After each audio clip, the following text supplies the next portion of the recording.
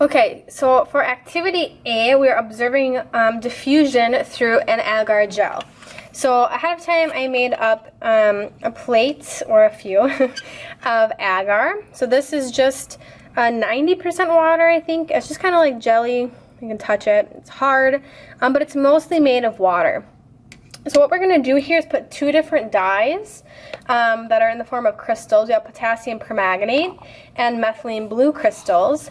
We're just going to place a few crystals onto this agar gel and then see how much they diffuse. So because the gel is kind of like a matrix, you can see the dye actually moving through it. And depending on the dye, they should move at different rates. So the methylene blue crystals over here are much heavier than potassium permanganate. So methylene blue molecular weight is 320. The molecular weight of potassium permanganate is only 158. So depending on the size of the molecule, we'll see that that actually affects the rate of diffusion. So I don't have an actual thing to get these out, so I'm just going to use this rusty scalpel. So potassium permanganate, I'm going to put on this side. Oops, kind of scattered, but whatever. So potassium permanganate over here, and then methylene blue crystals. Remember, the methylene blue are the heavier ones. I'm going to put those on this side. Okay, and then we're going to come back after 45 minutes. I'll leave that here so we know. After 45 minutes and see what happens. You can already kind of see that the dyes are a little bit moving. If that will focus. Not going to focus. It's confused because of the agar. You can see that the dyes are kind of moving a little bit. But after 45 minutes, we'll come back and take another look and see which dyes diffuse more rapidly. Alright, it's been time. I don't know how long. But again, we have methylene blue on this side, potassium permanganate on the other side. Molecular weight, oh gosh, I lost my sheet. Methylene blue is heavier. I forget the molecular weight. 320, I think, and potassium permanganate 180, something like that. But methylene blue is heavier, potassium permanganate's lighter. So we can see where I put the dye on the agar. Clearly we can see that this one has spread further, and that's happening because of diffusion. Okay, so the potassium permanganate crystals, when placed on the agar, it acts like it's like in water. And the dye is going to want to spread out. Remember, go from areas of high solute concentration to areas of low solute concentration.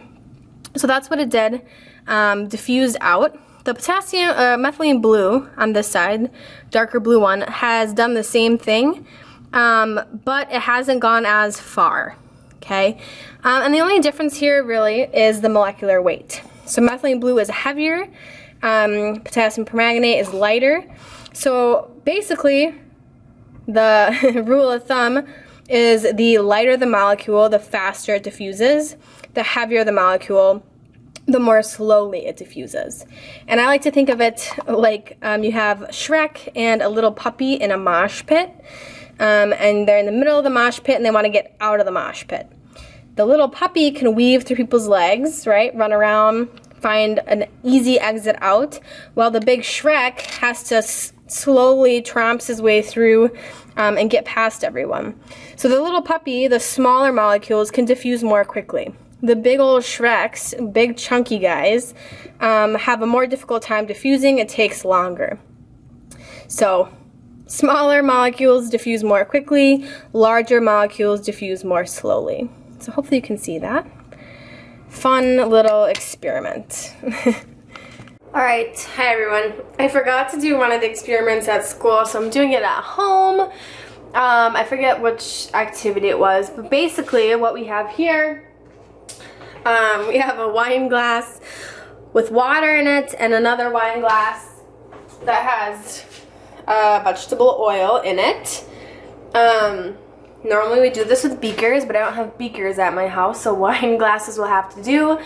And we're looking at the diffusion of some food coloring in the water and also the vegetable oil. So seeing how the different solvents, if you will allow a food coloring to diffuse. So this is a really fun activity you can do at home if you want. And so if you have water and food coloring and vegetable oil. Alright, so I'm just going to put a few drops and watch what happens. Watch closely now. 2, I'll do 3 drops of food coloring in the water. Wow. Look at that, neat. I'm going to do the same thing, 3 drops in the oil. 1, 2, 3. Cool, right? Okay, so clearly you can see in the water, the food coloring is diffusing a little bit throughout. Oil, not so much. And this is because water is polar, oil is non-polar, and the food coloring that we use is a water-based food coloring, which means it is also polar. So for diffusion to happen, you need to have substances that kind of like get along, if you will. So polar water and a polar food coloring, like dissolves like. So we can have diffusion happening when you put a polar dye into polar water. But if the polarities don't match up, you have a non-polar oil and the polar food coloring, you can't have diffusion happening. Okay, so for any diffusion to happen, again, you need to have the same chemical makeup, if you will. You need to have polar and polar, or non-polar and non-polar. So if we had an oil-based dye, I don't know if they make those, they probably do, an oil-based dye, then you would see diffusion happening. But since we have polar and non-polar, it's not going to work. Okay. Feel free to do this at home if you want. You can make a cool lava lamp or something. Okay, cool. Bye. Okay, here we have activity D. So what I've already done is made all of these solutions. I'm not sure if you can read it. But we have sodium chloride, 50 millimolar, 75 millimolar, 100 millimolar, and 200 millimolar solutions. Calcium chloride, 50 millimolar, 75 millimolar, 100 millimolar, and 200 millimolar solutions. And sucrose over here, 50 millimolar, 75 millimolar, 100 millimolar, and 200 millimolar solutions of sucrose. So I've already made these solutions ahead of time and have pipetted about 5 milliliters into each test tube here. So I do that, I'm just going to show you so you can see, with this little pipette. And let's see if I can. So you put the pipette into solution, so this is 200 millimolar calcium chloride. Every solution you want to make sure to have a different tip here so you don't contaminate the solutions. And then at the top you have this pipette aid. So what you're going to do is then when you roll down this, it's going to bring this plunger up at the top and draw solution into this pipette. So you want to get 5 milliliters. It's hard to do while looking at the computer or camera. 5 milliliters, and then you're going to put it into each test tube by pushing that plunger at the top down. It pushes the liquid out. So I've already done that for all of these solutions. So about 5 milliliters in each. And what we're going to do is we have heparinized sheep blood. Just so it doesn't clot, there's heparin in it, but it's just sheep blood. So what we're going to do is take a little dropper, fill with sheep blood, and put 2 drops of sheep blood into each solution. And what we're looking for is to see if this solution is going to cause hemolysis to occur or not. Okay, so I'll do that. My camera's almost dead. Hopefully it doesn't die. Let's just try to do it. Whoops. Okay, and 2 drops into each solution. 1, 2. 1, 2. Just a little bit more, but that's fine. Whoops, that was a lot. I'm just gonna make it darker, it's okay. Okay, so put sheep blood into each solution. It's really important when you're doing experiments like this to make sure all your stuff is labeled very well. So the main issue people have is getting test tubes and stuff mixed up. So if we label them good, we should be good. Okay, so we have sheep blood in all of them. Now I'm just going to go through and shake them up a little bit. You could take parafilm and cap them and invert them, but if you do a light shake, it works just as good. So what we're looking for, again, is hemolysis. So hemolysis, remember, is when the sheep blood cell lyses because too much water rushes in. So it's a very hypotonic solution, which means the outside concentration of solute should be much less than the inside concentration. So you can see there's some differences here in our test tubes. I'm going to take these two just to show you up close. So you can see this one on the left looks definitely clearer. I compare it to like Kool-Aid, and on the right is cloudy. So the Kool-Aid looking ones are the ones that lysed. The cloudy ones are the ones that did not lyse. So I'm going to get a bit closer for you.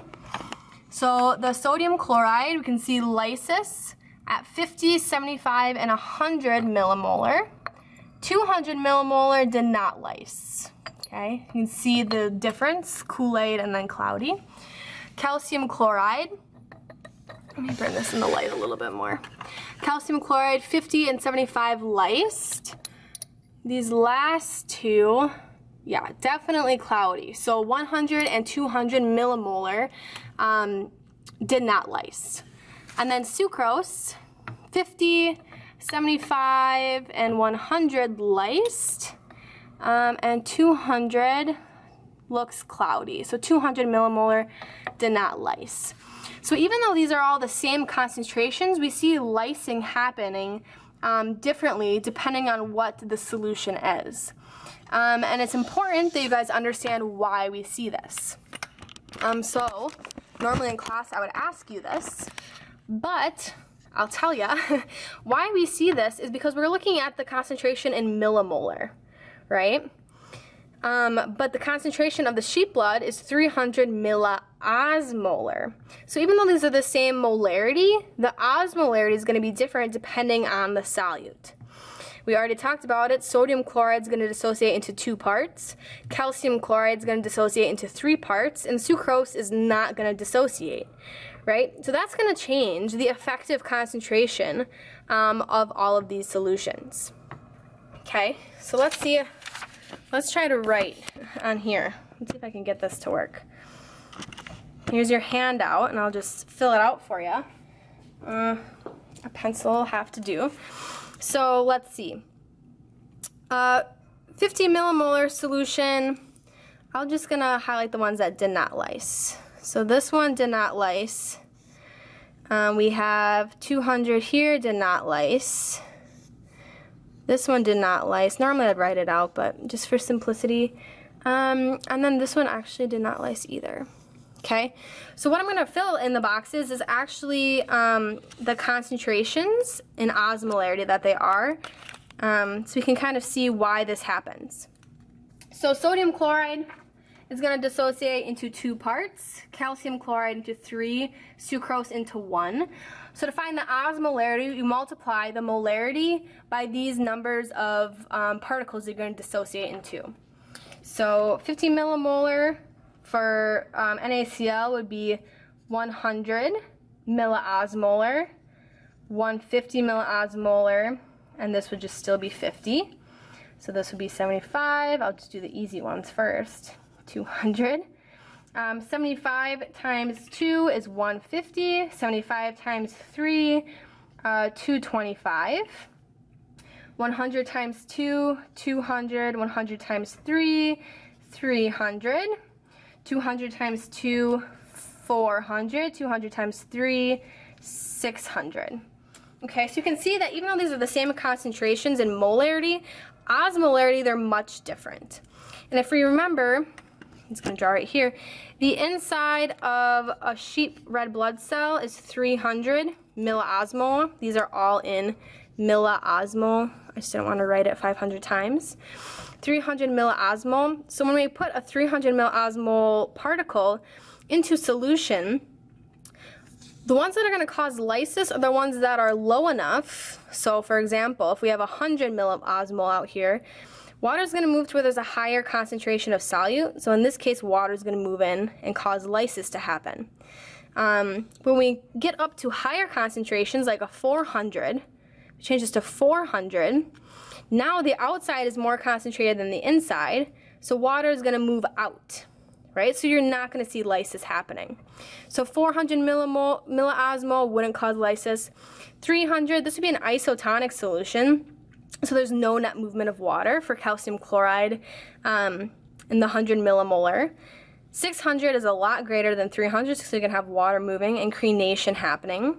And then sucrose, 200 on the outside, I guess was enough to not, it was close enough.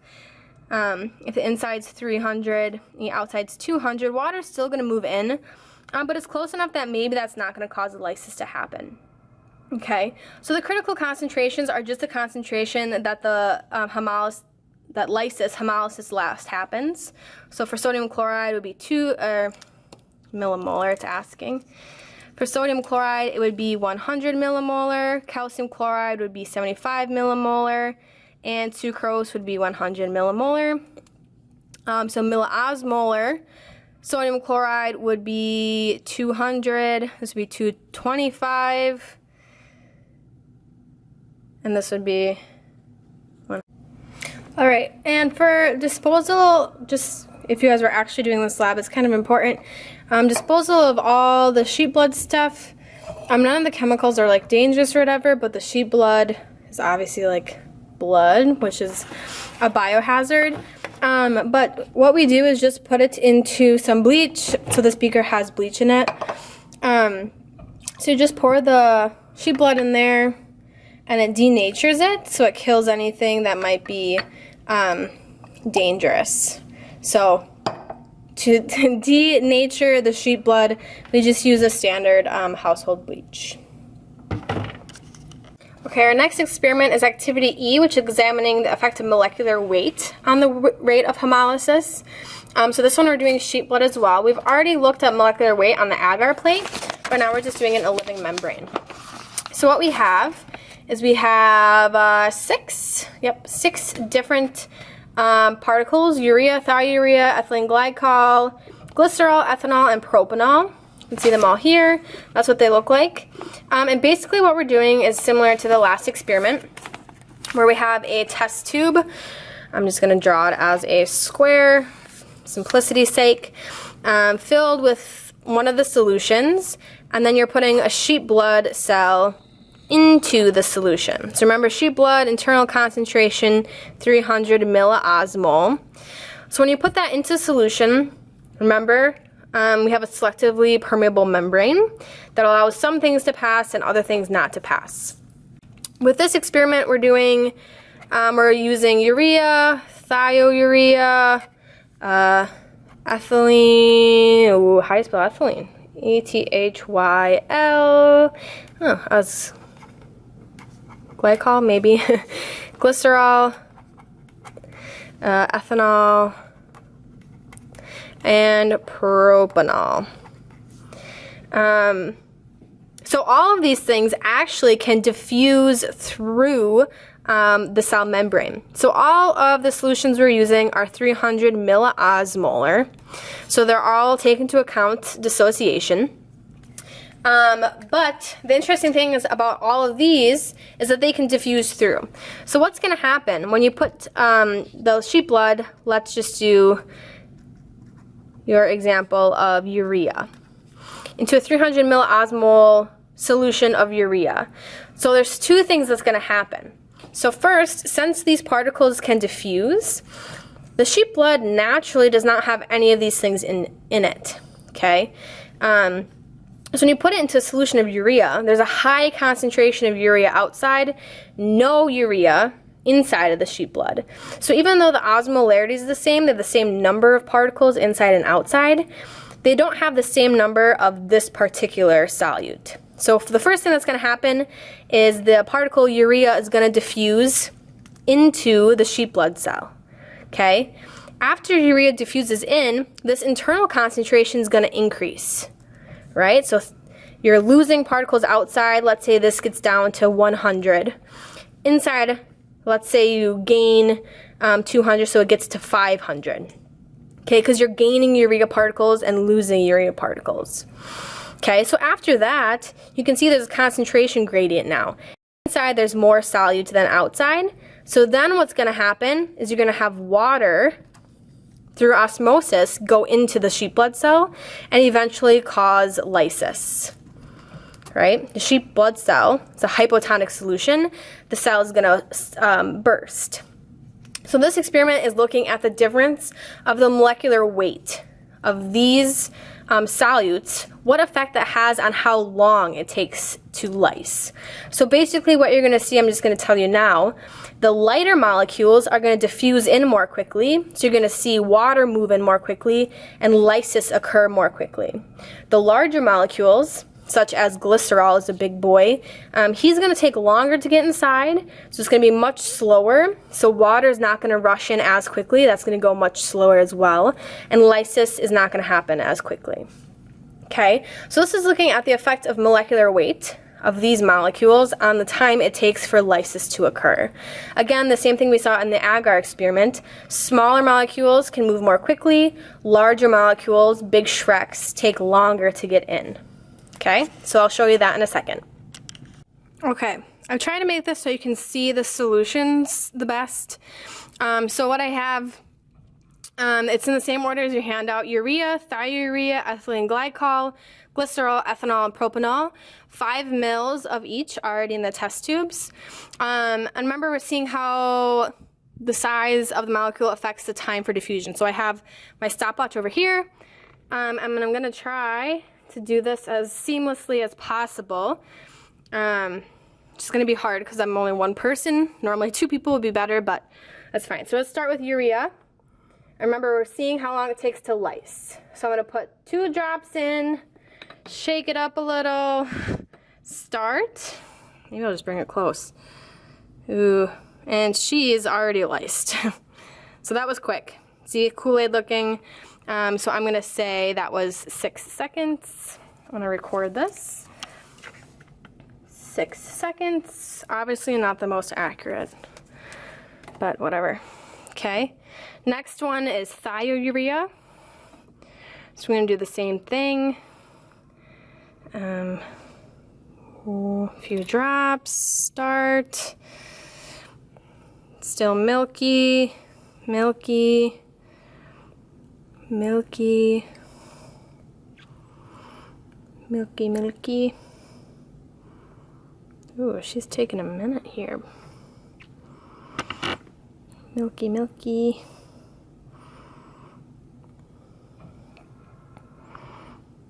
Milky, milky, milky.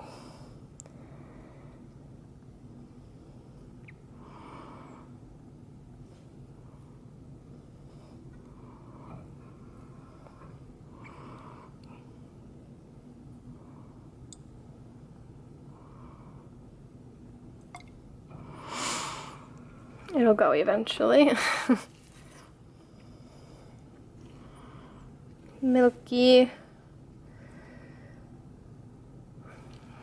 See, compared. We're looking for it to lyse, so we want it to be clear.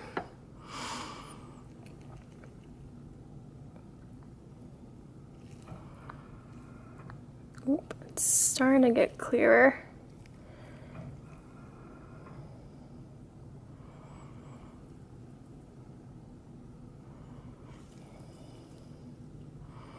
Still kind of milky.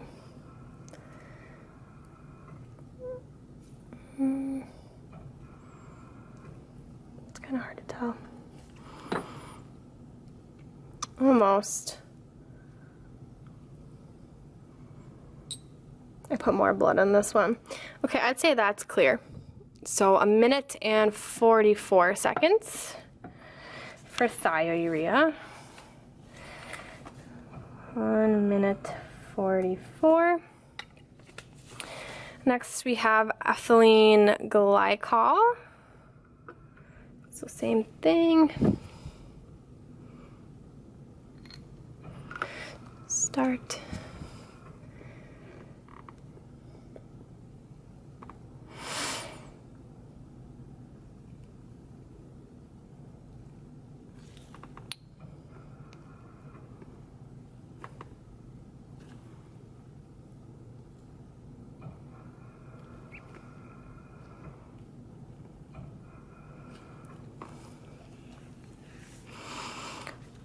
Oh, she's already starting to go.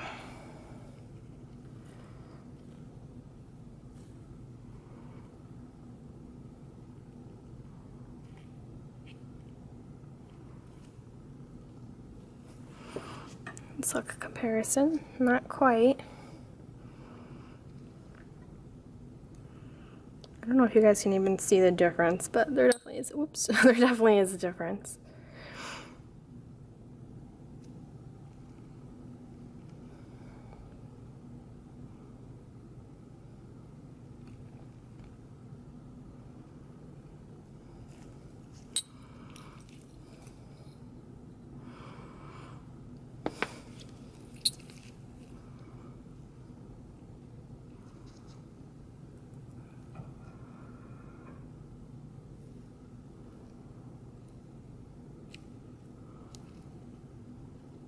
Still murky.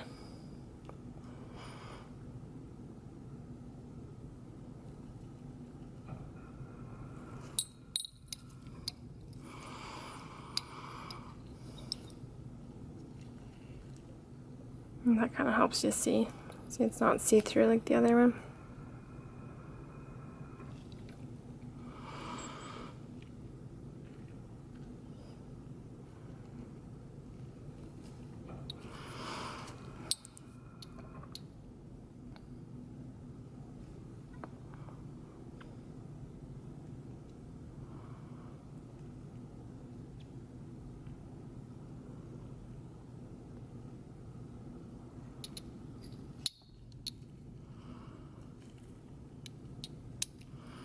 Normally it'd be nice to have multiple phones and stopwatches to do this. I'm not waiting for one.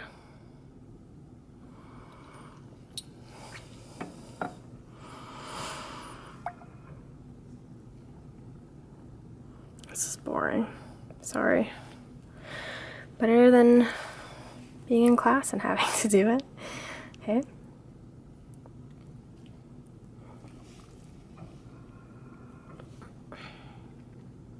Okay, I'm gonna stop it and come back when it's done. I promise I'll wait for the whole thing. Okay, we're gonna call it good. I just wasted 10 minutes of my life. So 10 minutes and 11 seconds for ethylene glycol. Okay, reset. I'm going to start the glycerol. I'm not even going to start the timer because historically this one takes a very, very, very long time. So I'm going to at least show you guys. Oh,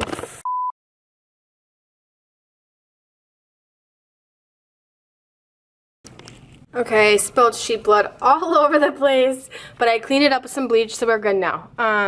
Okay, glycerol, since he's such a big boy, is going to take forever. So I just wrote very long on my sheet. We're going to do the next one now. Ethanol. And try not to spill. Try not to spill the sheep blood everywhere. So take him. A few drops. Ooh. Mix them up.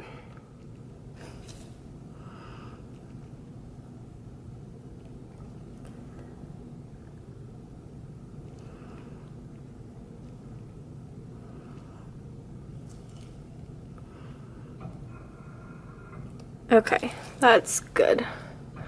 21 seconds for ethanol. And then the last one, we have propanol. Same thing. Am I recording? Oh yeah, okay. I thought I wasn't recording for a second. Oh, start. Mix up the propanol.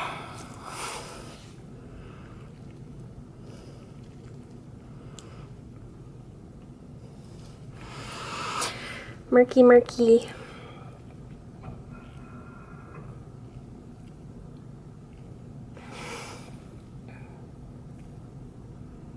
It's getting there.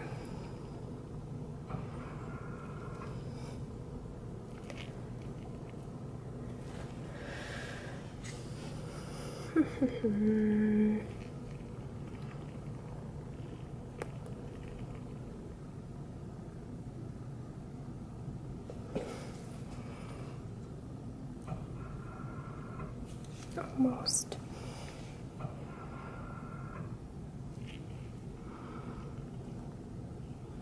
All right. Oh yeah, I'd say that's pretty good. 57 seconds for propanol. Okay. So you can see glycerol is still going. Probably won't wait till he's done. Here's my disgusting sheet that I covered in blood, so I just rinsed it off. So we had 6 seconds for urea, 1:44 for thiourea, 10 minutes and 11 seconds for ethylene glycol, a lot of seconds for glycerol, 21 for ethanol, and 57 for propanol. So what should happen, what you should see, is the smaller the molecule is, the more quickly it's going to lyse. So I wrote their molecular weights. Ethanol is pretty small, 46. Urea, 60, went really quick. Propanol, 60, also was pretty quick. The biggest one, glycerol, you can see still hasn't lysed. And then the ethylene glycol, even though it's not much bigger, this one took quite a long time. So we would expect thiourea to take longer than ethylene glycol. There's other things that factor into how long it's going to take. Right now we're just really worried about the molecular weight, and that's all we're going to talk about. So as long as you know, smaller molecules can diffuse more quickly, larger molecules take longer to diffuse, you should be fine. Okay, so that was whatever activity that was. What activity was that? Activity E. Okay, the last activity is activity F, and it's looking at the effective temperature on the rate of hemolysis. And I don't have access to ice right now, and I could do like hot and room temperature, but I'm just gonna skip it. It's been a long day. But I'll explain. So what you do is you're gonna take thiourea and have 3 different test tubes with 5 mils of thiourea in all of them. One's going to be room temperature, one's hot, and one's going to be cold. And then you do the same thing, add the sheep blood, and then see how long it takes to lyse. So at room temperature, thiourea took 1 minute and 44 seconds. What you're going to see is if you decrease the temperature, so colder, it's going to take longer to lyse because there's less kinetic energy. And then the warmer the temperature, if you heat it up, it's going to lyse more quickly. Okay.